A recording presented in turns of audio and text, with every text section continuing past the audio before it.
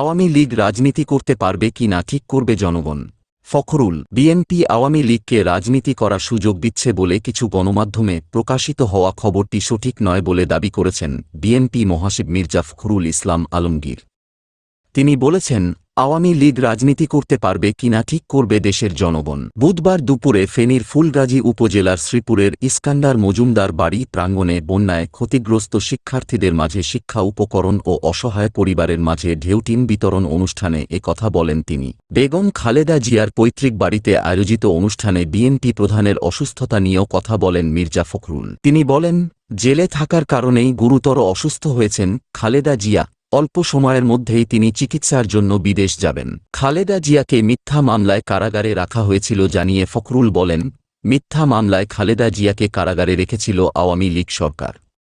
তাকে ছোট স্যাঁতস্যাঁতে কক্ষে থাকতে হতো, যে কারণে তিনি গুরুতর অসুস্থ হয়েছিলেন।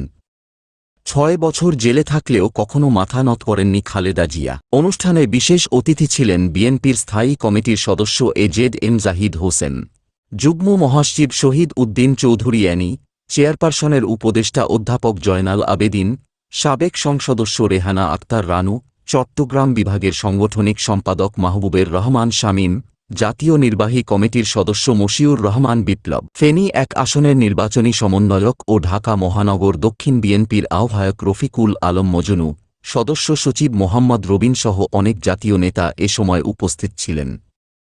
অনুষ্ঠানে বন্যায় ক্ষতিগ্রস্ত ২৫ জনের মাঝে ঢেউটিন এবং ২০০ জন শিক্ষার্থীর মাঝে শিক্ষা উপকরণ বিতরণ করেন অতিথিরা।